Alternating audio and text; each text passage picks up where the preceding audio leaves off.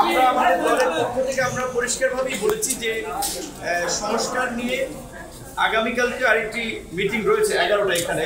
কার্যত আমরা মনে করি যে সংস্কারের বিষয়ে ইতিমধ্যেই একটা ঐক্যমত্য তৈরি হয়েছে, আর মিটিং এর প্রয়োজন হচ্ছে না।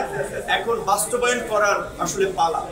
বাস্তবায়নের ক্ষেত্রে আমরা যেটা মনে করি যে কিছু কিছু সংস্কার অধ্যাদেশের মাধ্যমে বাস্তবায়ন করা যাবে, কিছু কিছু সংস্কার বাস্তবায়নের ক্ষেত্রে সংবিধানের পরিবর্তন প্রয়োজন হবে, সেটার জন্য নিশ্চয়ই একটা পার্লামেন্ট লাগবে, এবং কিছু কিছু সংস্কার চাইলে এখনই বিভিন্ন মন্ত্রণালয় তাদের নিজস্ব ব্যবস্থাপনায় কিছু আইন অধ্যাদেশের মাধ্যমে বাস্তবায়ন করতে পারে। তবে যেহেতু বাংলাদেশের 50 বছরের ইতিহাসে আমরা এইটাকে আমাদের একটা ঐতিহাসিক প্রেক্ষাপট হিসেবে আমরা মনে করি, সেজন্য আমরা বলেছি যে এই ঐতিহাসিক প্রেক্ষাপটে রাষ্ট্রের সংস্কারগুলোতে যে আমরা এতগুলো রাজনৈতিক দল এবং নাগরিকরা ঐক্যমত পোষণ করছি, এইটাকে জুলাই সনদ না বলে বরঞ্চ একবারে এটাকে একটা জাতীয় সনদ হিসেবে আমরা গ্রহণ করে একটা গণভোটের মাধ্যমে এর একটা গণভিত্তি দিতে পারি।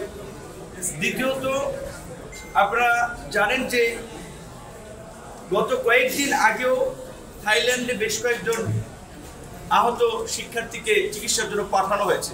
তাদের যতটুকু আমরা দেখেছি অনেকেরই শারীরিকভাবে পঙ্গুত্বের একবারে শেষ প্রান্তে চলে গিয়েছে। তাদের চিকিৎসা এখনো বিদেশ পাঠাতে সময় লাগছে, এখন অনেকে যেতে পারে নাই, 9 মাস লাগছে। তো এর মধ্যে দিয়ে আমরা প্রধান উপদেষ্টার সামনেই জাতীয় ঐক্যমত্য কমিশনের সদস্যদের আইন উপদেষ্টা ছিলেন, আমরা পরিষ্কারভাবে বলেছি তারা জুলাইয়ের আহতদের চিকিৎসার ব্যবস্থাপনা এবং তাদের সহায়তায় ব্যর্থতার পরিচয় দিয়েছে যারা দায়িত্বে ছিলেন। সুতরাং এইটা সেনাবাহিনীর কাছে দিলে ম্যানেজমেন্টটা ভালো হবে। সরকারের প্রতি শুরুর দিকে যে একটা অভূতপূর্ব সমর্থন ছিল, সব রাজনৈতিক দলের একটা সহযোগিতা করার মনোভাব ছিল।